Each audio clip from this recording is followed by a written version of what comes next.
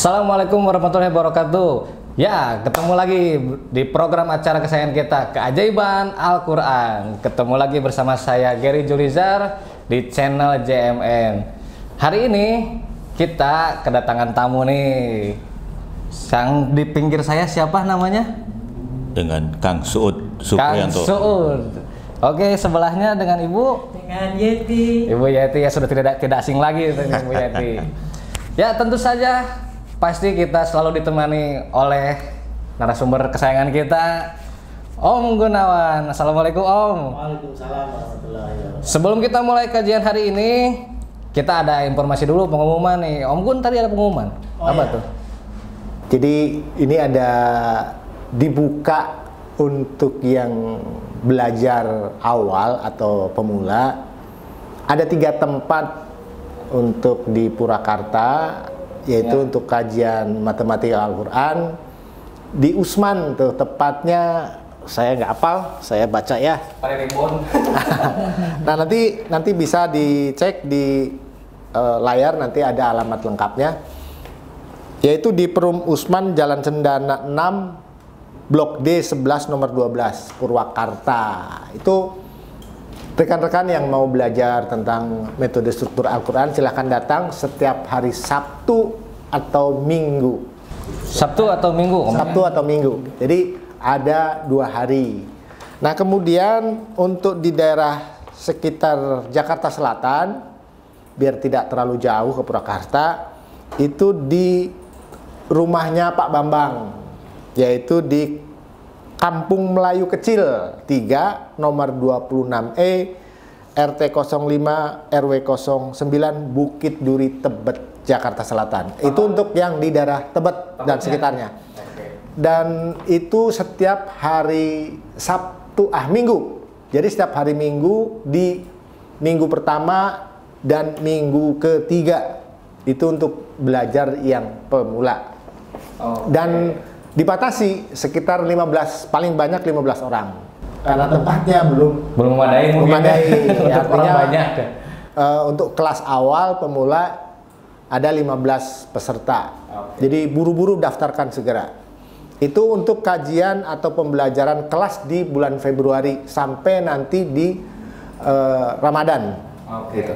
Kemudian yang ketiga itu yang di sekitaran seputaran Bogor, itu ada di Majelis Al-Insan, yaitu dengan bimbingannya oleh Pak Sofyan, di Perum Pondok Aren, Jalan Enggana nomor 127 RT 04 RW 07 Ciloer, Bogor.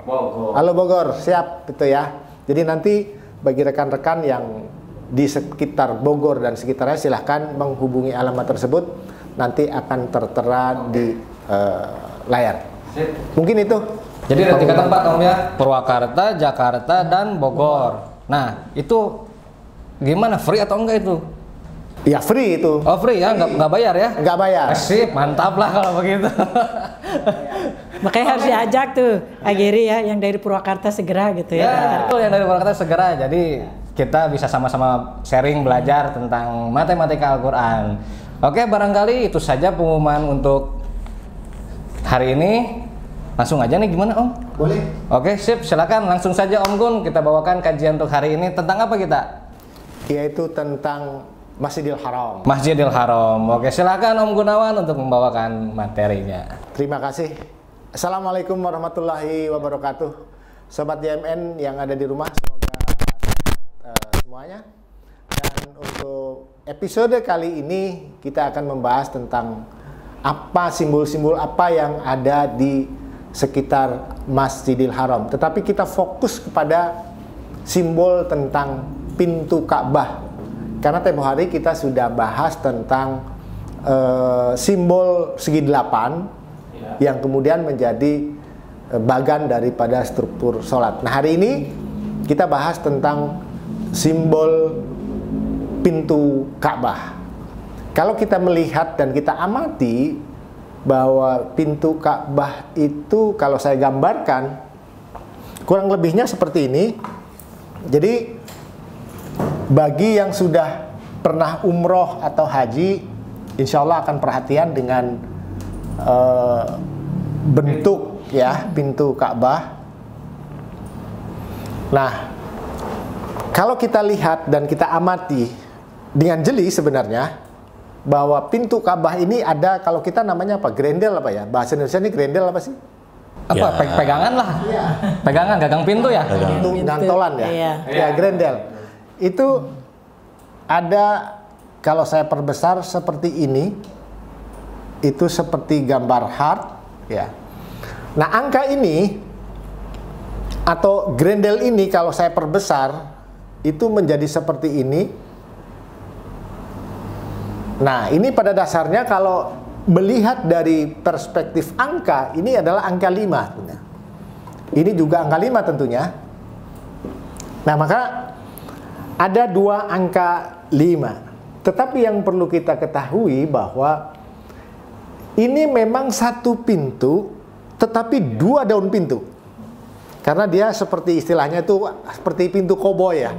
Oh, bisa ini tutup buka gitu ya. Iya, bisa dibuka. Jadi bukan satu daun pintu, tapi dua daun pintu. Karena pembahasan kita adalah tentang simbol, maka simbol pintu ini sebetulnya simbol tentang angka 2. Ini simbolnya adalah angka 2. Karena pintu sebetulnya bisa membuka dan menutup. Maka ini pun ada angka 2 juga. Jadi di satu sisi dia sebagai pembuka maupun untuk menutup. Nah, berarti kita sudah ketemu ada angka, selain angka 5 dan 5, kemudian ada angka 2 dan 2. Simbol ini menunjukkan bahwa ada di Al-Quran itu surat ke-55. Surat ke-55 yaitu surat Ar-Rahman. Ar-Rahman. Kemudian surat ke-22 itu suratnya Al-Hajj. Yang perlu diketahui bersama adalah kedua surat ini memiliki jumlah ayat yang sama, yaitu masing-masing memiliki 78 ayat.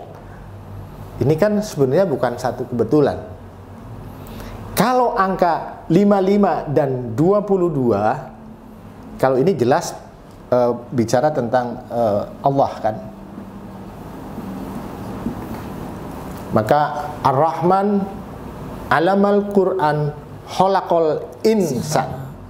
Jadi struktur dari 3 ayat tersebut mengatakan bahwa Ar-Rahman Allah, kemudian alamal Quran, Al-Quran, khalaqal insan, manusia, yang bisa menjembatani hubungan komunikasi antara manusia dengan Allah adalah Al-Quran. Karena dia posisinya ada di tengah. Maka konteks Al-Hajj ini adalah konteks manusia sebetulnya. Karena manusia yang diperintahkan untuk berhaji. Dalam rangka apa sebenarnya? Kalau dalam rangka berhaji ini. Jadi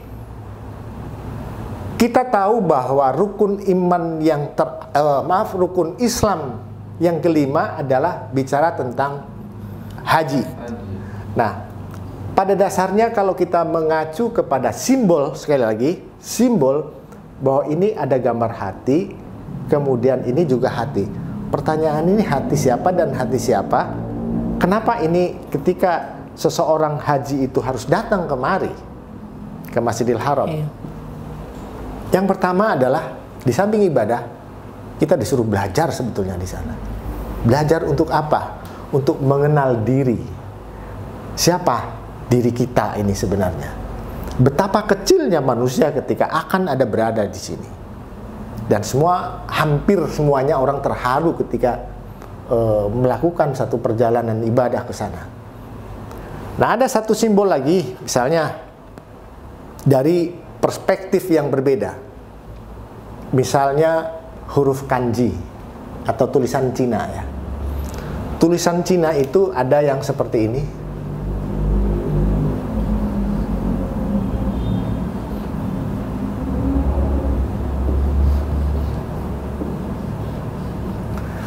hanya tulisan Cina itu ada sambungannya di sini.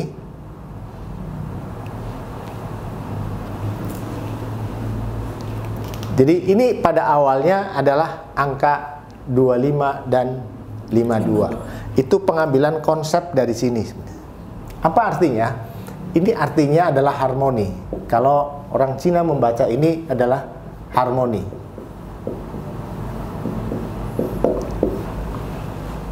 Maka kalau orang Chinese mengirim undangan, misalnya ada keluarganya yang menikah, ada simbol seperti ini di undangannya. Betul ya Pak ya? Betul. Karena ini adalah simbol harmoni.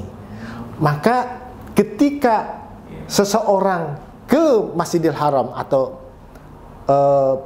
di depan Ka'bah, prinsipnya adalah melakukan satu harmonisasi antara manusianya dengan Allah. Harmonisasi dalam apa? Yang di satu sisi manusia mengharapkan tentang apa ya, keharmonisan antara perintah dari Allah kepada manusia. Apa yang diperintahkan, apa yang direncanakan, harapannya ini bisa meraba.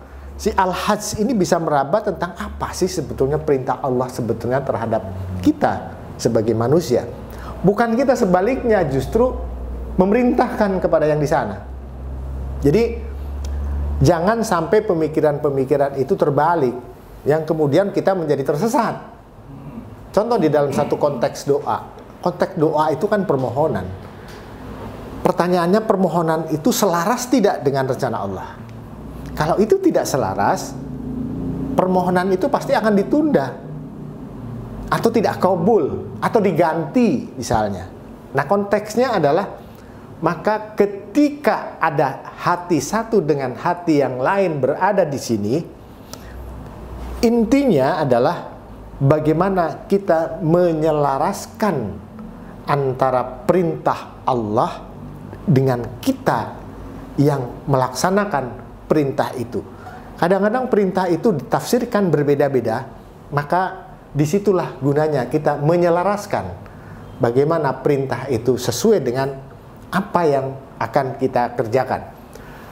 Saya ambil contoh misalnya begini, itu kalau kita sedikit loncat ke fikih sedikit ya, bahwa memang kalau di sholat berjamaah itu pahalanya akan dinaikkan ya, menjadi 27 derajat dalam konteks sholat berjamaah.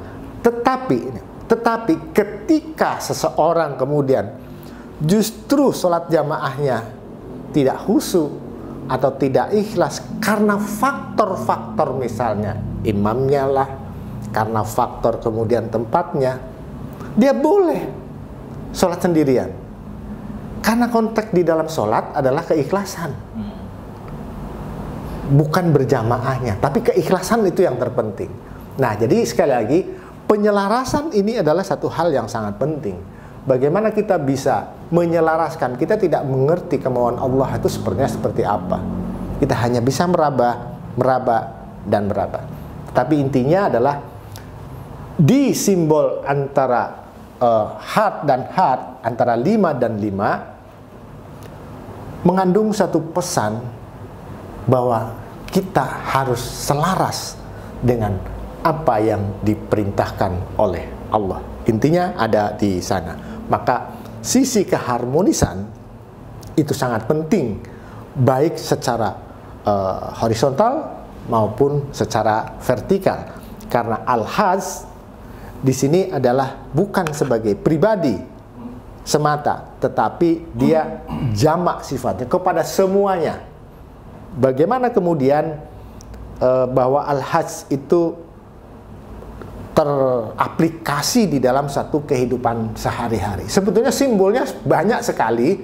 Ketika misalnya, ini mohon maaf bukan saya menilai, tapi sekedar sebagai satu bentuk introspeksi. Seseorang yang sudah berangkat haji, tetapi kemudian perilakunya tidak mencerminkan kehajiannya, biasanya panggilannya tidak lengkap. Dia akan jadi, halo Ji, Kemana? Bukan, halo Pak Haji. Jadi ada pemotongan, ada pemenggalan panggilan tadi. Halo Ji. Ini kan sebenarnya nggak sopan. Tapi perilaku itu sebetulnya akibat dari perilaku sang haji tersebut. Bukan bentuk persoalan keakraban, tidak. Bahwa ini kita melakukan kesini itu dengan segala bentuk spirit, semangat, dan kemudian effort yang mungkin luar biasa untuk bisa mencapai ke sini. Maka dijelaskan dengan jelas sekali di surat Al-Baqarah ayat 197 itu nanti akan dijelaskan di situ, silakan nanti dibuka. Dan kemudian gambar atau angka 25 kemudian 52 ini bisa dilihat. Kita tahun lalu Indonesia mengadakan yang namanya Grand Prix, bukan Formula One, yang Grand Prix MotoGP. MotoGP. Ya. Di MotoGP di tepi lintasan, nanti bisa diperlihatkan di layar ya. Di lintasan itu ada ornamen di tepinya. Itu gambarnya seperti ini. Terus begini. Gambarnya seperti ini. Ornamennya itu 2552 ornamennya. Silahkan nanti di browsing, ditampilkan di layar. Di tepi lintasan Mandalika, sirkuitnya ada gambaran seperti itu. Apa sebetulnya pesan yang mau disampaikan oleh arsitek tersebut adalah agar minimal mungkin terjadi yang namanya kecelakaan. Itu pesan yang mau disampaikan. Maka sisi harmoni, bagaimana menunggang tunggangan balap motor yang begitu kencang tetapi selamat. Jadi safety-nya sangat tinggi. Even sampai di tepinya pun ada angka 2552, 2552. Silahkan nanti di browsing, lihat di YouTube tuh banyak sekali. Di garis lintasannya, di tepinya ada gambar, ada tulisan ini. Bukan di lintasannya ya, di tepi lintasannya. Terutama pas di tikungan-tikungan itu suka ada seperti. Hati-hati mungkin ya. Ya, artinya keharmonisan antara si penunggang dengan motornya. Dari sisi safety-nya, segala macam bentuk di situ terlibat di situ ya. Iya. Penonton pun juga terlibat di situ karena maka penonton agak jauh karena kecepatan dari MotoGP itu sangat kencang sekali. Nah, ini kira-kira bahasan tentang maksud dari simboliknya bahwa antara 22 Al-Hajj dan Ar-Rahman itu tersirat di dalam simbol-simbol di Masjidil Haram. Jadi mungkin bahasan kali ini yang saya sampaikan mudah-mudahan bisa dipahami. Barangkali ada pertanyaan dari Kang Suud? Sepintas saja, tidak apa-apa. Gini Pak, ini Om Gun, saya penasaran nih sama tadi bahas masalah pintu. Ya. Terus saya dengar juga bahwa pintu itu ada 2 pintu. Daun pintu. Yang pertama, yang kedua, pintu itu tidak dibuka satu sisi, tapi bisa 2 sisi, artinya ke dalam sama ke depan ya, ke luar. Nah, itu kan tidak semata-mata gini. Menciptakan itu berarti ada pesan atau ada sesuatu yang memang menggambarkan hal itu. Itu bisa dijelaskan Pak ini Om Gun.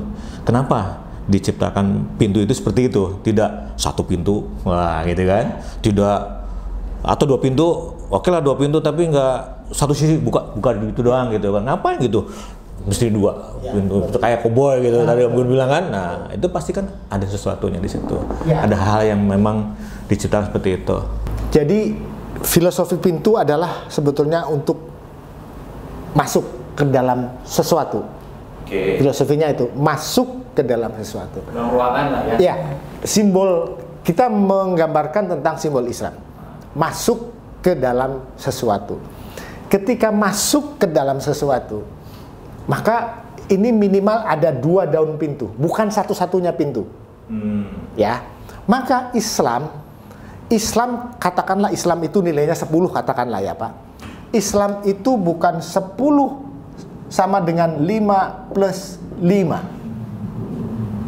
Islam itu berapa ditambah berapa sama dengan 10. Itulah Islam. Bisa Islam itu 1 plus 9 sama dengan 10. Bisa 2 plus 8 sama dengan 10. Inilah filosofinya Pak. Jadi kalau kita merasa bahwa saya yang paling benar, justru saya yang paling salah. Paham maksudnya Pak? Nah, filosofinya adalah kira-kira begitu Pak. Jadi kalau kita menggambarkan satu dalam bentuk angka, kita akan lebih mudah, gampang memahami. Matematisnya adalah begitu. Jadi Islam itu bukan 10 sama dengan 5 plus 5, tidak. Islam adalah berapa ditambah berapa sama dengan 10. Itulah Islam. Sepahami Pak ya? Larinya ke harmonisasi mungkin ke sana. Betul. Penyeimbang ya, penyelaras gitu situ. Iya. Gitu. Teh mungkin mau tanya, nanti saya mau nanya lagi nih Teh. Kalau Teh nggak nanya, saya nanya lagi. Ya saya juga tertarik betul ya ini. Bahasan yang menarik gitu ya. Kalau dilihat dari tadi ada simbol hati ya Pak ya, bentuk hati, terus kemudian ada 2 hati. Nah, apakah mungkin ini ada hubungannya dengan niat ya? Karena setiap ibadah. Manusia gitu ya, ibadah kita harus diniatkan dengan hati yang ikhlas gitu. Ya mungkin Om Gun bisa menjelaskan gitu, mengapa gitu di situ ada hati ya, 2 kemudian kalau disatukan sehingga membentuk yang 55 dan 22. Nah, mohon itu dijelaskan supaya lebih paham lagi gitu.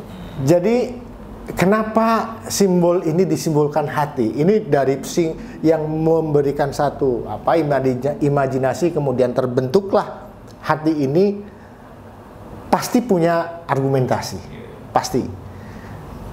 Kalau kita mengamati hati kita ini sebetulnya adalah merupakan apa namanya ya, kalau di kutub.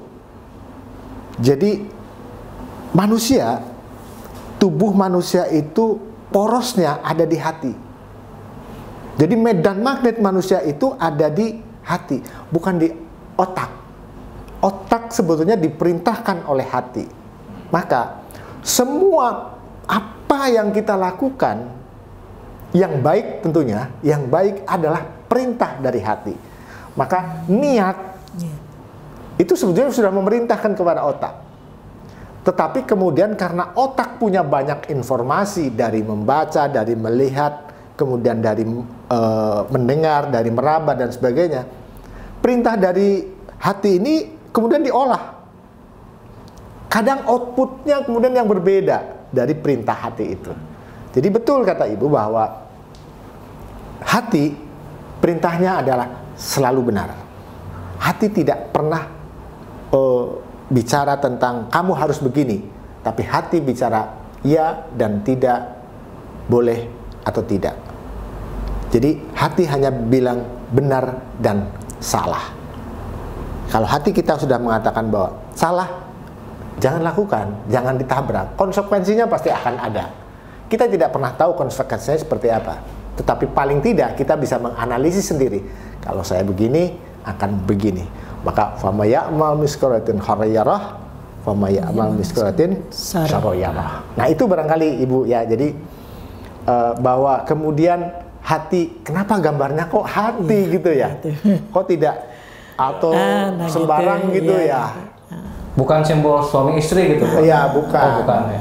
Jadi ini simbol antara 55 dan 22 ini tadi. Gitu. Jadi antara manusia dengan Sang Pencipta. Kenapa kemudian ketika kita berdoa di depan sini adalah salah satunya adalah tempat yang muhtasab untuk berdoa. Qabul berdoa di situ. Ya. Masih ada lagi? Ada lagi, Kang Suud barangkali. Tadi sih udah, saya juga penasaran sama yang gambar hati kok nggak kenapa gambar yang lain. Ada gitu satu dah. lagi nih, Om Gun. Ya tentang kita sekarang kalau bicara tentang ibadah haji. Ya. Nah, ini pasti niatnya ibadah. Tapi kita sendiri kadang belum memahami yang dimaksud dengan ibadah. Nah, itu apa? Mohon dijelaskan ibadah itu seperti apa dan harus bagaimana. Nah, itu. Ya. Ibadah itu ada dua macam sebetulnya, yang sifatnya vertikal dan horizontal. Kalau yang vertikal jelas misalnya kita melakukan satu hubungan trans. Tapi yang horizontal, ibadah yang horizontal adalah ibadah yang kita misalnya sesama kita. Saya menasehati seseorang atau ibu menasehati seseorang, itu konteksnya juga sudah ibadah. Terus kemudian seorang laki-laki bekerja mencari nafkah. Ini kan bekerja jelas-jelas. Tapi ini juga konteksnya adalah ibadah. Maka sering terjadi satu kelalaian.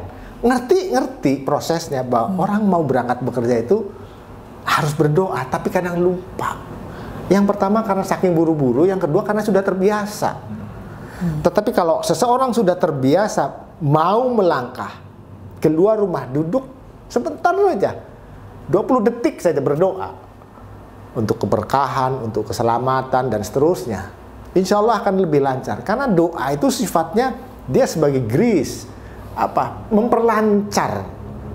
Maka dalam konteks yang ditanyakan ibadah itu adalah ketika seseorang manusia itu tidak disuruh bekerja dalam tanda petik, tapi dia disuruh beribadah kepada Allah. Nah, konsep ibadah ini banyak macamnya. Jadi bagaimana kita menjalankan sesuatu dengan ibadah? Senangi dulu pekerjaan itu. Itu akan menjadi bentuk ibadah yang lebih ikhlas. Mungkin itu, Ibu. Minimal mengucap basmalah gitu ya. Minimalnya begitulah kalau mau berangkat. Sebelum melakukan sesuatu gitu kan. Kadang lupa. Padahal sesuatu yang simpel. Bismillahirrahmanirrahim. Gitu. Dan kita semua tahu. Semua tahu, dari TK juga sudah tahu. Terus kadang-kadang ya tanpa itu nggak apa-apa, tiba-tiba biarin hitung-hitung ibadah. Tapi kita nggak tahu ya terus yang mana gitu ya, yang dimaksud gitu. Jadi ya Pak. Nah, konteksnya begini, Bu. Seluruh ibadah di dalam Islam, baik ibadah yang horizontal maupun yang vertikal. Itu landasannya adalah ikhlas. Ikhlas bukan berarti memberi. Ikhlas pada dasarnya adalah menerima. Saya ambil contoh simpel. Bekerja adalah ibadah, maka landasannya adalah harus ikhlas. Tapi kemudian ketika mendapatkan hasil, kita ngegrundel, tidak sesuai ekspektasi, tidak sesuai gitu. Nah, inilah konteks ikhlasnya. Bagaimana ikhlas itu menerima, bukan memberi. Itu akan lebih mengena. Gitu ya, Bu ya. Betul. Iya, betul. Begitu. Maksud mungkin sementara sampai di situ. Jadi baik sahabat semua yang ada di rumah, silakan untuk dipelajari, dipahami. Insya Allah ini masih banyak kekurangan-kekurangannya, tapi paling tidak ini menjadi bahan perspektif yang lain untuk belajar tentang metode simbol dan matematika. Kurang lebihnya mohon maaf. Wabillahi taufiq walhidayah. Wassalamualaikum warahmatullahi wabarakatuh. Waalaikumsalam warahmatullahi wabarakatuh. Ya, sahabat JMN di rumah, itulah materi untuk episode kali ini. Terima kasih Om Gun. Barangkali bila mana sahabat JMN di rumah ingin bertanya, boleh komen Om ya? Silakan. Oke, boleh komen. Ngomong-ngomong, Bogi kemana ini? Mungkin masih lagi di jalan tuh, macet, terjebak macet. Gitu. Oke, cukup sekian untuk episode kali ini. Kurang lebihnya mohon maaf. Wassalamualaikum warahmatullahi wabarakatuh. Waalaikumsalam warahmatullahi wabarakatuh.